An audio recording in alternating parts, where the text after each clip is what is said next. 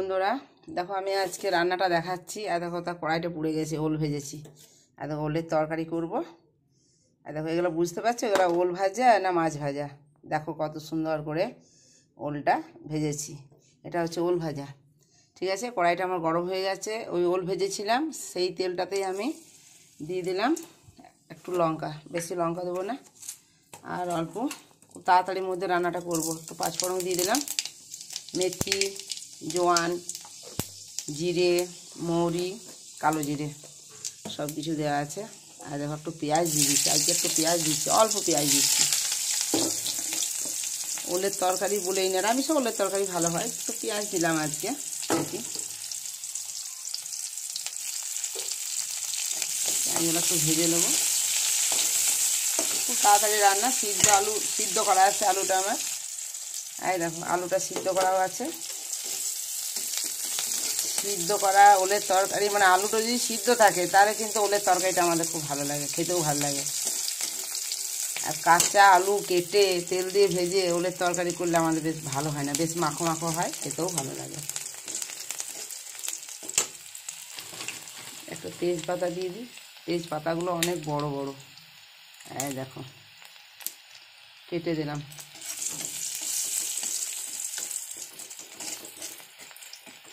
আর কিন্তু আলুগুলা দিয়ে দেবো, আলুটা রেখে দিই।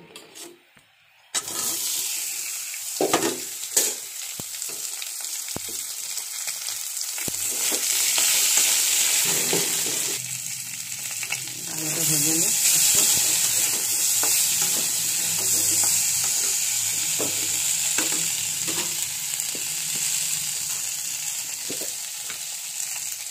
আমার হাতের কাছে সব কিছুই আছে, তেল, নুন, মশলা। একদম গ্যাসের কাছে সব কিছু রাখা আছে। দেখো আমি নুন দিচ্ছি, ওল ভাজাটায় একটু নুন দিয়েছি আর একটু দিলাম, একটু হলুদ দিয়ে দিচ্ছি।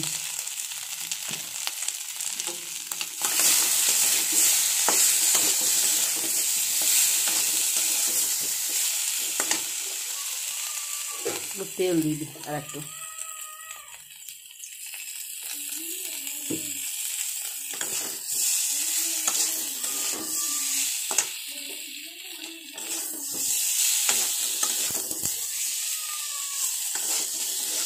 কে বটরে দেখ কিরকম।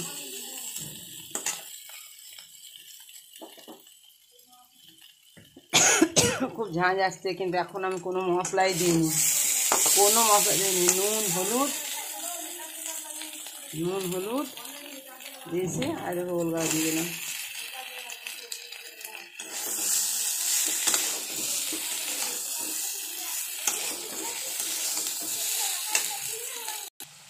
এই দেখো আমি মশলা দিয়ে দিয়েছি, একটু সামান্য সবজি মশলা। আর দেখো চিনি দিয়েছি, চিনি।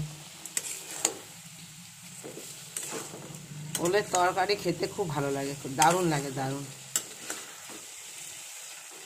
কিন্তু আমি একটা জিনিস দিইনি, মানে আমার ভালো লাগে না, খেতে চাই না। লং, এলাচ, গরম মশলা ভালো লাগে না। নামাবার সময় একটু মটন ঘি দেবো, ব্যাস। মশলাটা এত সুন্দর সেন্ট উঠছে, ভালো লাগছে। হয়ে গেল আমার ভাজা। এবারে আমি জল দিয়ে দেবো।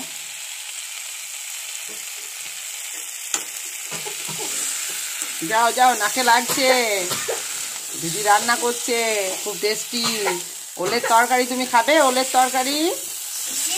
হ্যাঁ বলো। জলটা দিয়ে দে, অনেকটাই জল দেবো, পাতলা করে ঝোল করবো।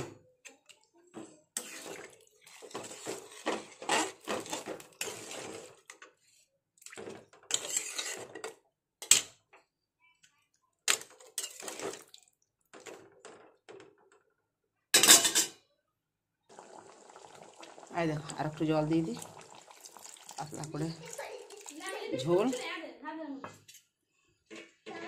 আর এগুলো হচ্ছে মেথি পাতা, একটু মেথি পাতা দিয়ে দিলাম।